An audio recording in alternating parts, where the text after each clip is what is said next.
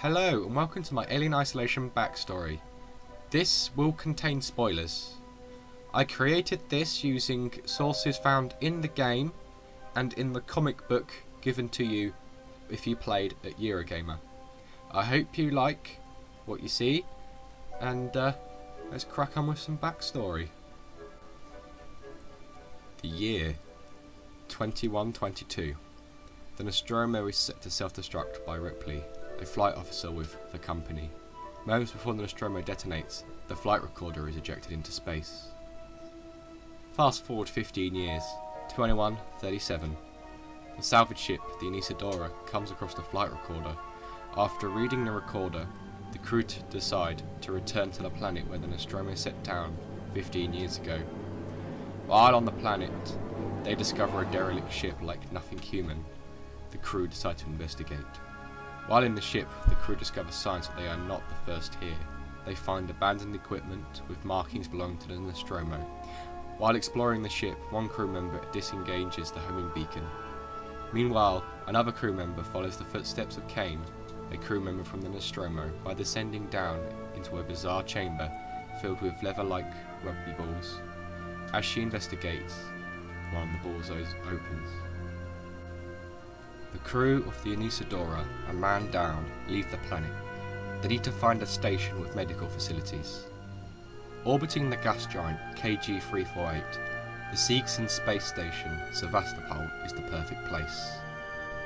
When they dock, they manage to break quarantine and bring on board the incapacitated crew member. The Sevastopol is a trading station out in the Zeta Reticuli. However, it is being run down. With less and less visitors on board, Seegson has decided to sell up. The Anisadora crew are kept close to the colonial marshals, as they have broken quarantine and possibly caused a lot of problems.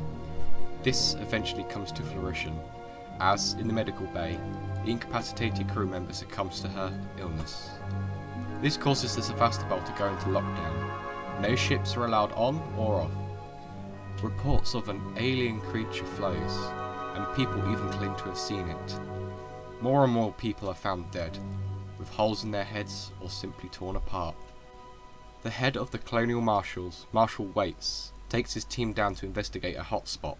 While there, they finally set eyes upon the creature, a hulking black monster of instant death, which kills 3 of Waits' men within minutes.